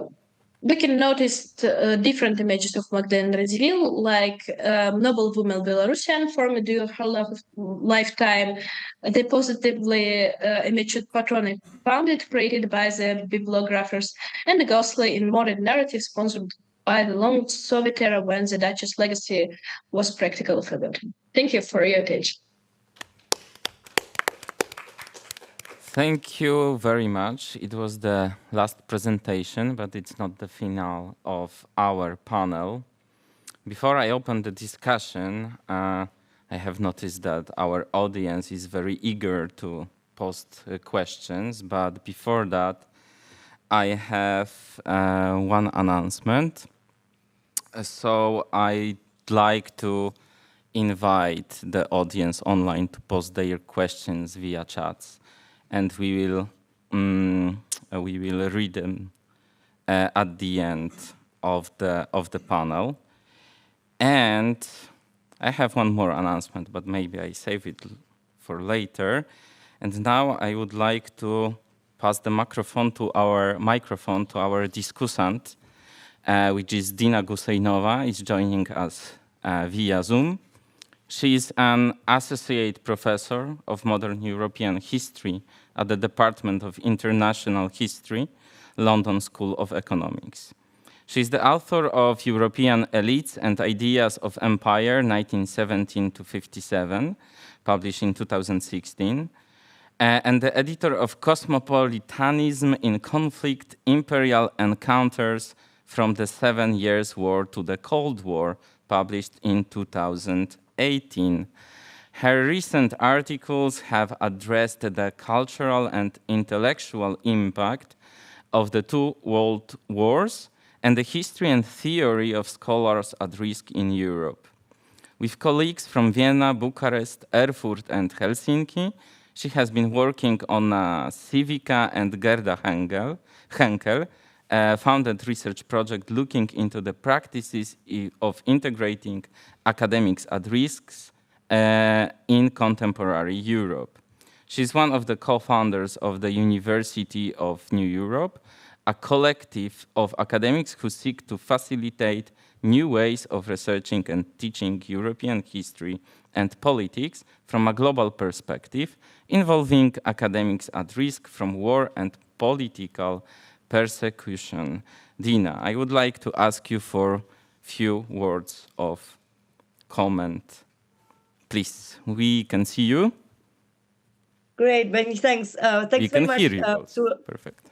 Yeah. Great. You can hear me, yeah? Yeah, great. Yes. Thank you very much to Anna Vilegala and to Karolina Kruziak and all the organizers for this great conference. And I'm sorry I can't be there in person. I have a few comments. I just wanted to ask, because I know we are short on time.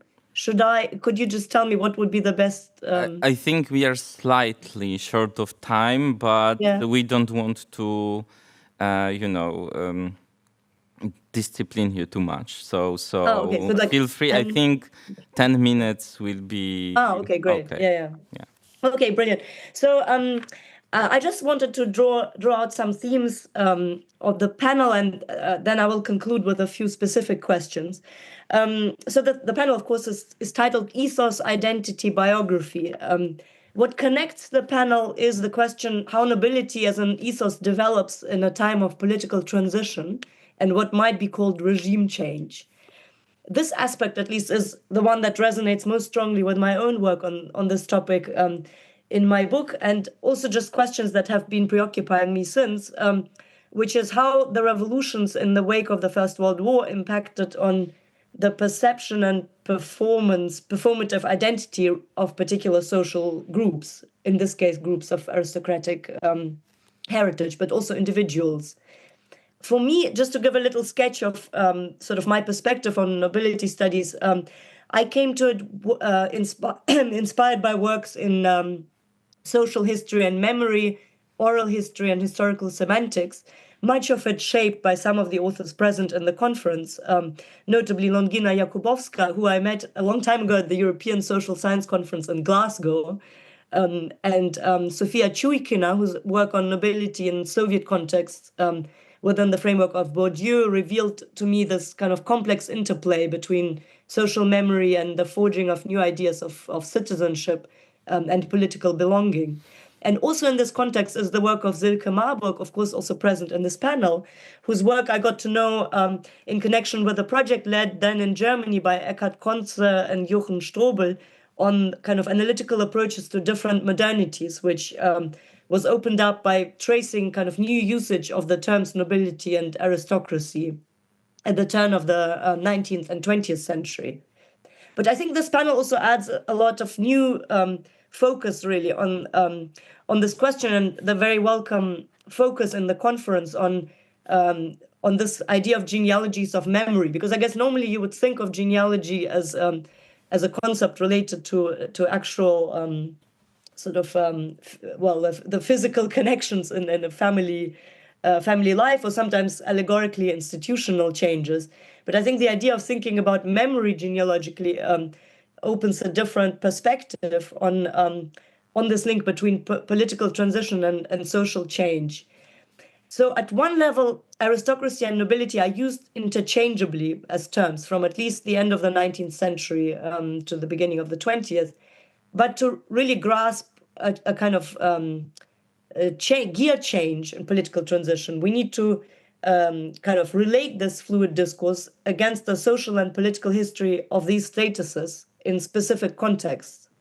And in this case, it's really helpful to look at further secondary institutions and cultural practices of transmitting power. So how does a practice such as the fideikommis change the visibility of a family or its threat of invisibility.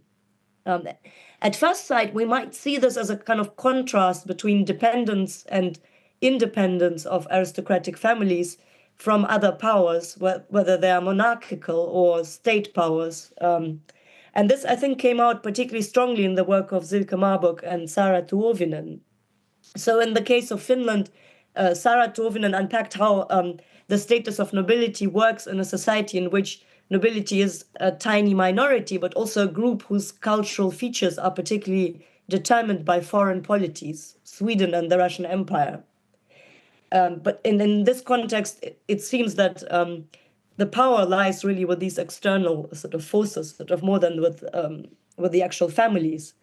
By contrast, in Silke Marburg's paper, we see the longer roots and, to some degree, self-sufficiency of self-representation of a dynasty such as the Wettiner with monarchical power in a kind of federal monarchical system that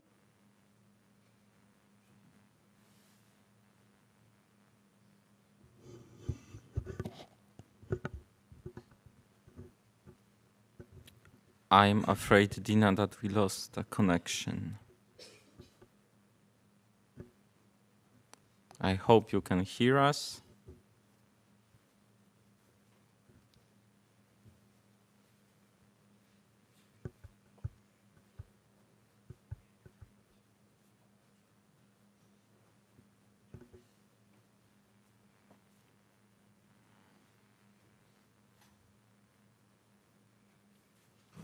So maybe we will wait for Dina, but in the meantime, I would like our panelists, those who were mentioned in the Dina's comment, maybe you want to briefly refer to the points, or if not, we can open the discussion with the audience. So it's up to you, Silke, Saara, Kseniya, or Róbert. Well, I can at least say that yes, the nobility was in turmoil, even they had their own ambitions. So that's a very good point about their situation, at least in Finland at that period of time. Okay, thank you. If we not really know what Dina wanted to say, she emphasized the dependency of political powers, so that nobility or aristocrats, as I showed, was dependent. But my idea was to present that there was supply and demand of symbolization, that it was not only successful symbolization, but there must be a demand for this symbolization to be a success. And what I would like to show in the paper was there was a great demand of wood after the First World War, and the state, the German Reich, aimed to protect large contiguous forests, for it produced timber and wood in every kind for construction, for heating, for everything, and that this supply of the large contiguous forestal estates led to success in self-symbolization of aristocracy. That is the main point, and that is what I would admit. Okay, thank you. Róbert, Kseniya, you want to add something?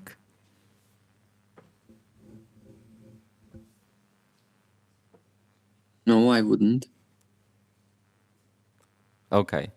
Okay, maybe I can add to... Yeah. Wait a second, Kseniya. We still don't have Dina. Okay, Kseniya, the floor is yours, please. I'm sorry, maybe I also have some problems with internet, with sound.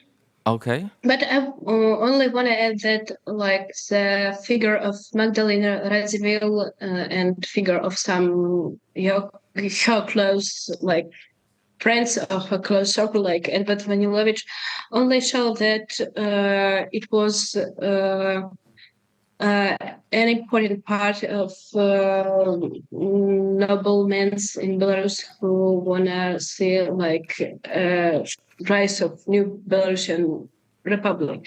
It was really like an important part for financing it. It was like not political step, but step more like cultural to like finance some organizations, like some organization for print of education.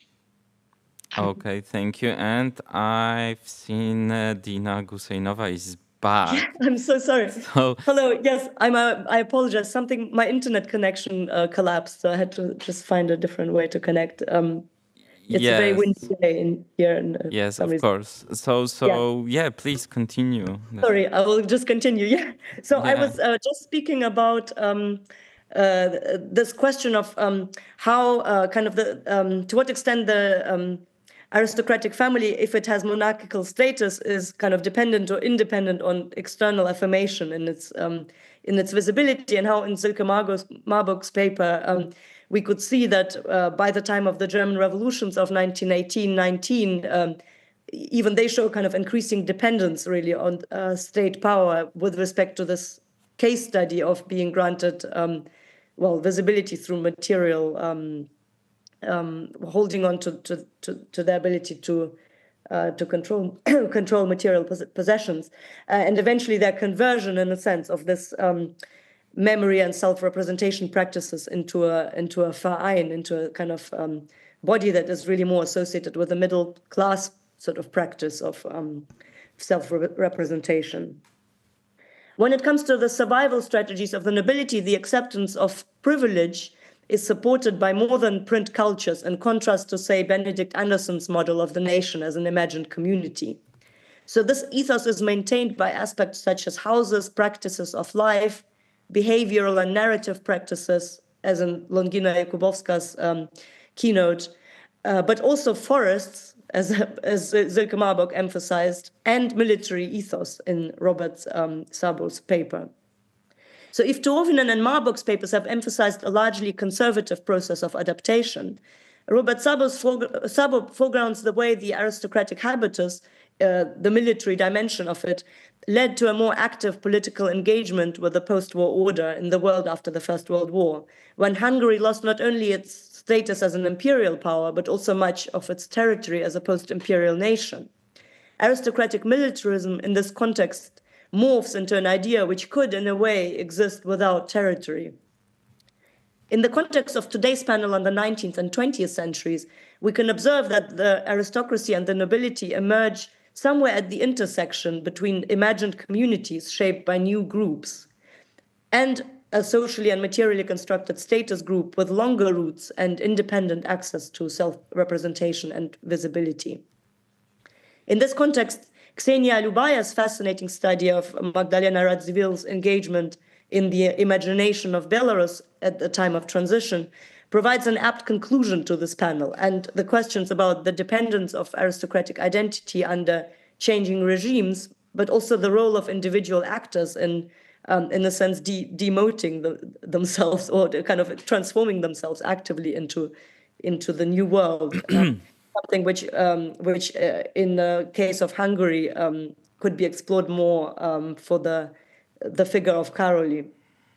Liubaya's access to, the access in Liubaya's papers, in Liubaya's paper, Radzivil's access to scientific and disciplinary knowledge practices such as archaeology, alongside crafts and publishing, gave her unique possibility to engage in this process of new political imagination. And it was very interesting to see how she highlighted the extent to which she was sometimes not recognized really among those different groups also striving to engage in this process of constructing the new imagined community.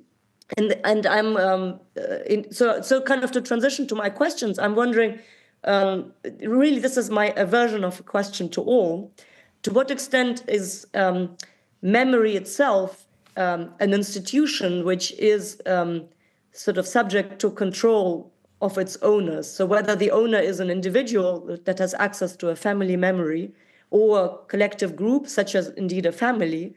So to what extent do these people with direct access to a kind of social memory in these moments of transition, towards what determines how successful they are in retaining access to this resource, to this social capital, and at what point does it become mediated by more powerful entities, perhaps also more depersonalized entities such as states, and maybe also today other kind of non-state actors?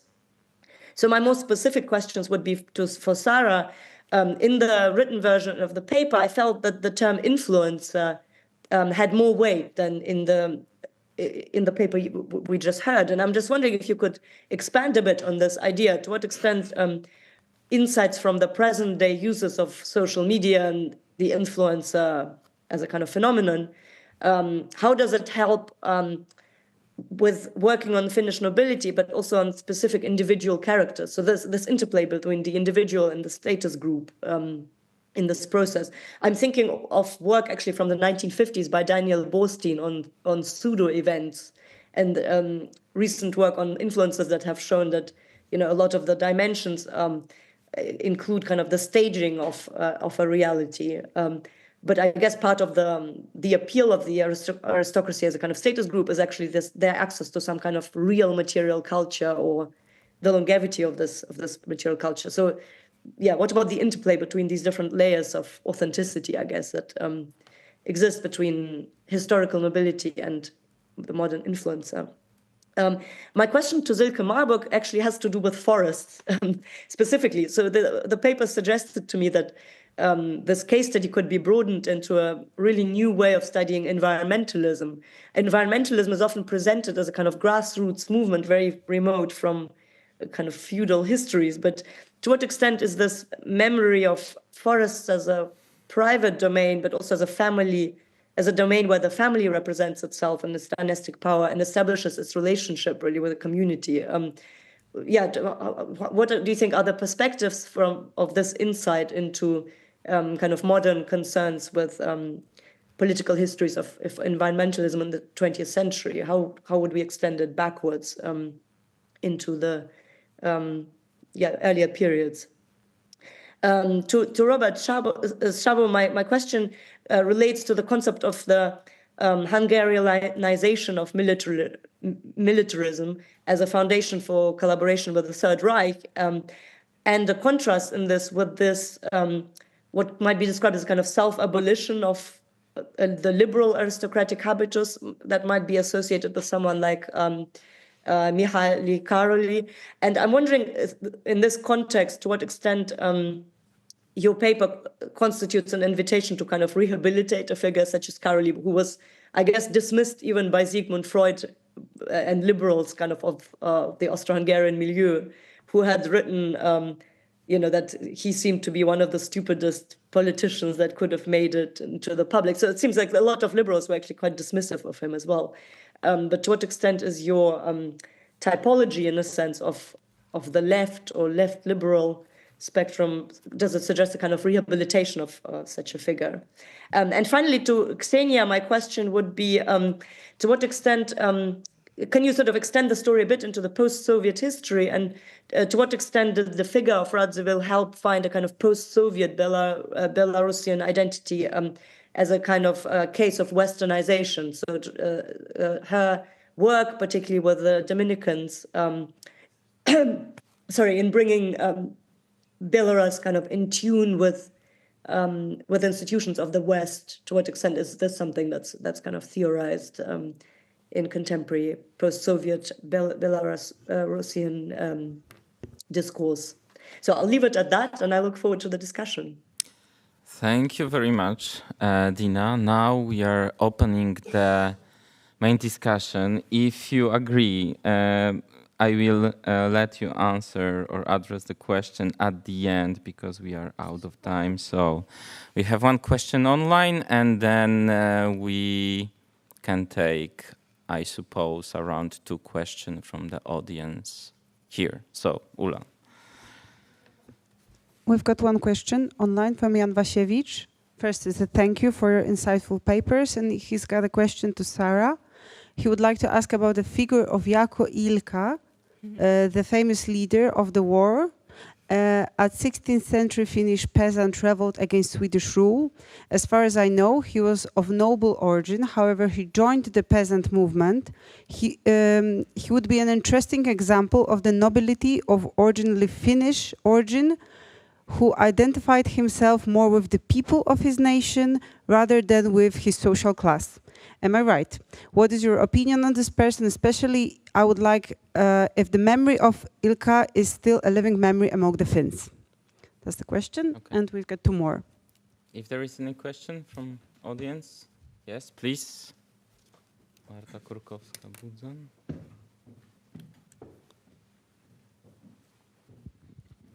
I have one question to Silke. I'm truly intrigued by the methodology you mentioned at the very beginning. Would you please reflect upon on that? Perhaps there are any I don't know, weakness or pitfalls of this method if it's when it comes to historical research. What's your opinion? What's your experience with that? Because I really don't believe this is another perfect methodology. Okay. And for my question to Saara, as I understand, you're an archaeologist. Yes.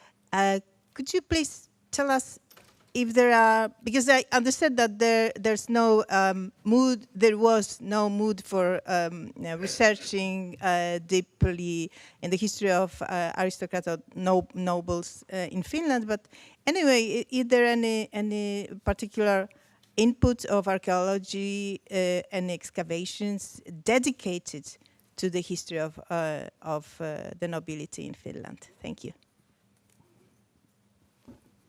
Thank you. I can see. I'm surprised there is no more question. Okay, so. I have one, if I can. Oh yes, of course, please. Ursula Bielecki. I had a question to Silke too about the foresting.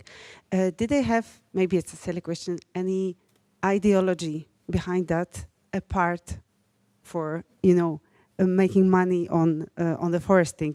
Like, I know that you told a bit about the hunting, and I was thinking about the supporting nature and stuff like that. Did they really address it somehow? Mm-hmm.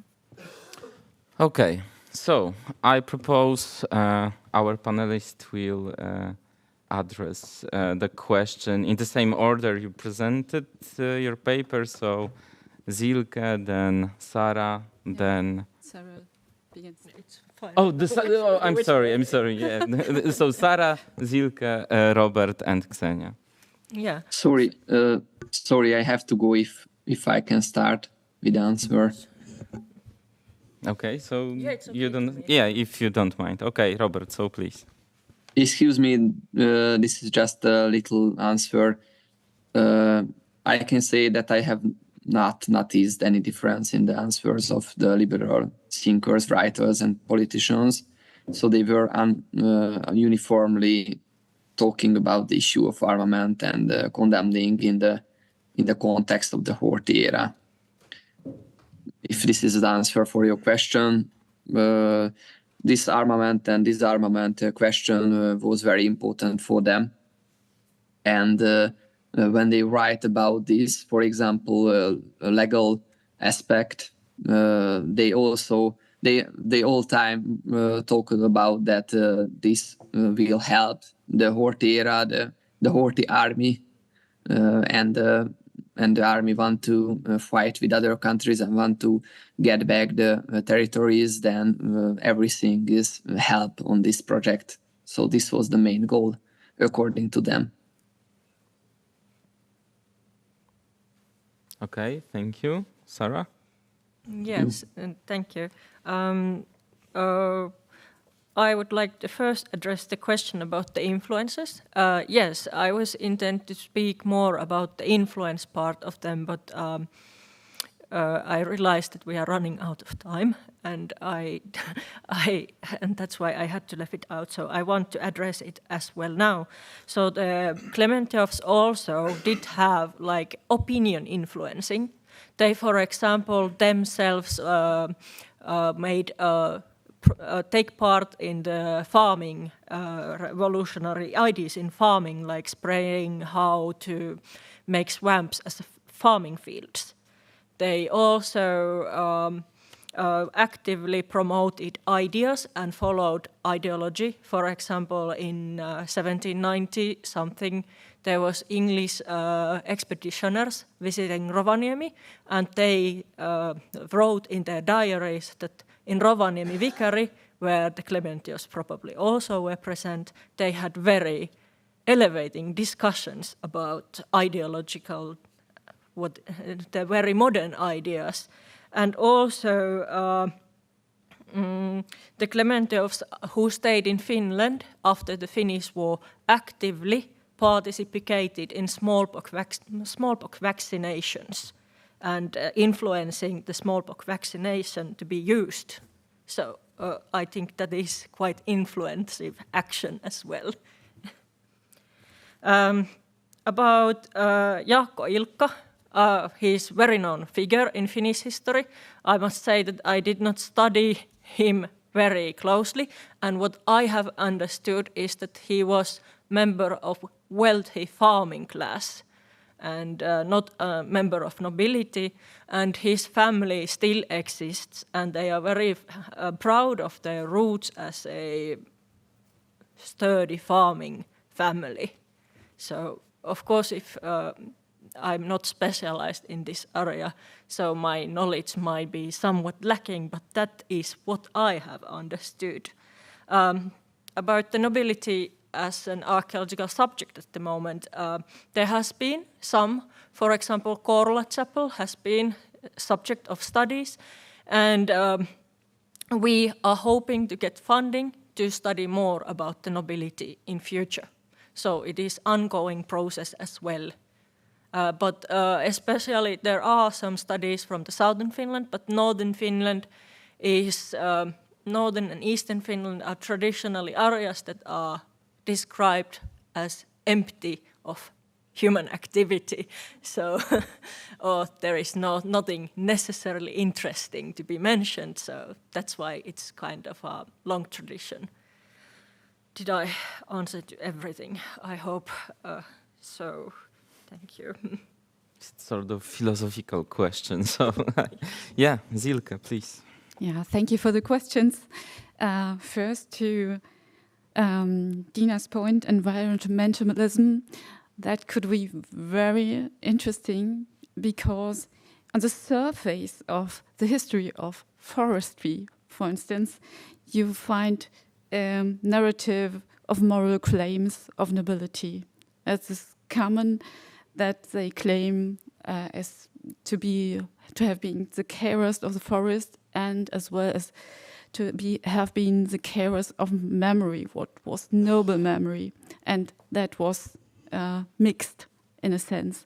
But if you go down in these cases, to my mind, you could add something very important to this environmental history. Your idea is great. I only can say yes, you are right. That is a great field, I think. Yeah, the weakness of the theory is always weak, yes. But our experiences was not so bad with this time theory and analysis of institutional mechanisms. It has two advantages, two major advantages, compared to Bourdieu's theory, for instance, what is widely used in other cases. The first very important advantage seems to be that you can handle symbolizations of different scale, in large scale, in medium scale, and in micro scale. And thus you are enabled to handle with the same approach questions of staying on top of successfully staying noble or aristocrat, and at the same time handle the question of in which mean the group or the social formation was coherent, in which form. You need not to decide in advance what you have to call it. You can analyze straight to the case, and afterwards you can compare your results to the big theories or to some suggestions of the colleagues. And that's, to my mind, that was, you have a free side, so to say. And that's a great advantage, to my mind. Yes, and the crisis of 1918 and 1919 was existential for the Wettin dynasty, and the ideas and the concepts, what to do now, depended. There was a discussion. I mentioned that the former king had just other ideas what to do now than his son and the others. I really did not deal enough with the others because I don't know what the others did. They disappeared, so to say, in this situation. They became priests or they went to Bavaria and go to university. So this discussion shows different approaches to what to do. And to my mind, it took some time to aggregate an approach and strategy. Yeah. So in this very special situation, we can only see these different positions. Yeah. Thank you very much. And Kseniya, would you like to address to the questions? Okay. Questions. Thank you for your question. We can say that the legacy of Magdalena Radzivil remains in many markers of, we can say, modern Belarusian society, starting from she sponsored the first and only lifetime edition of Maxim Bogdanovich book, and it's like a really important thing, like for Belarusian literature and Belarusian culture. We also can still see her doings in the Church of Saint Simon in Helena in Minsk, as well as we also can see like semi-abundant, but the part of Kuchtichi Palace, and it also was a discussion about restoration, the Calvinist church here. But it's all like material things. In my speech, Magdalena was a symbol of like formation and the personalization of Belarusian history. We're slowly moving away from it.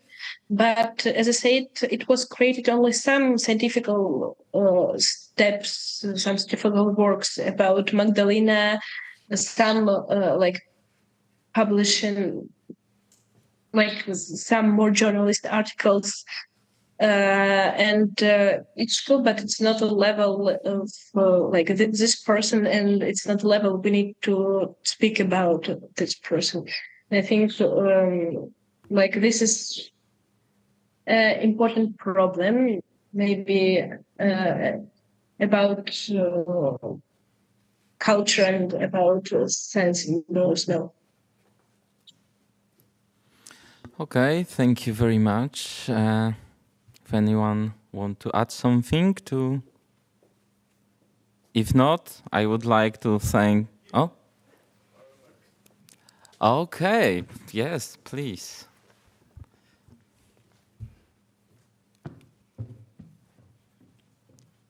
I meant. Thank you. It's maybe important for Kseniya for your future searching, and maybe it's important for understanding of figure of Magdalena Radzivil. She was banned. She was banned and really cursed by aristocracy because her marriage with Radzivil, who was younger, almost 20 years, and why she actually help Belarusian culture and something like that, because all of the doors were closed for her in aristocracy, and she want to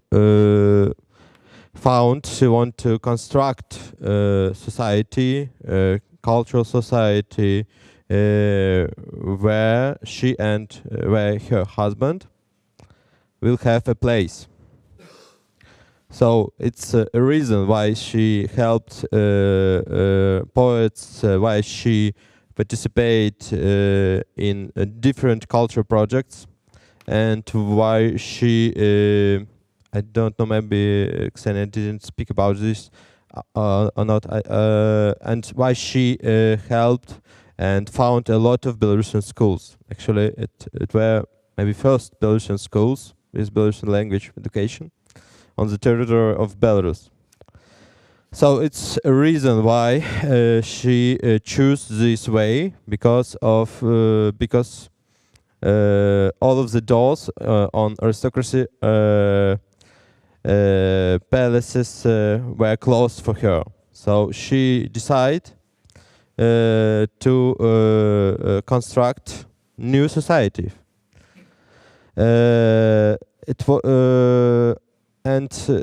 Also I must to say that for Kseniya, for future searching, that you must read her letters and another ego documents, because it will be a lot of surprises for your search, for your future research. So, okay. Thank you. Thank you for your remarks. I want to thank all our panelists and our discussants. It was a very interesting panel. Now we have 9-minute break before our roundtable discussion. 9 minutes left, yeah, 9 minutes left. And I have a short announcement also for the people who are joining us for the guided tour. The meeting point for tomorrow for the guided tour is the Marszałkowska Street. Marszałkowska Street, 104-122, next to Uniqlo store, which is certainly not our sponsor, but the couch will wait for you there. And those of our guests who are staying in Gromada Hotel, our colleague will collect you from there in the morning. So you can meet, sorry? At 8:45. Thank you very much.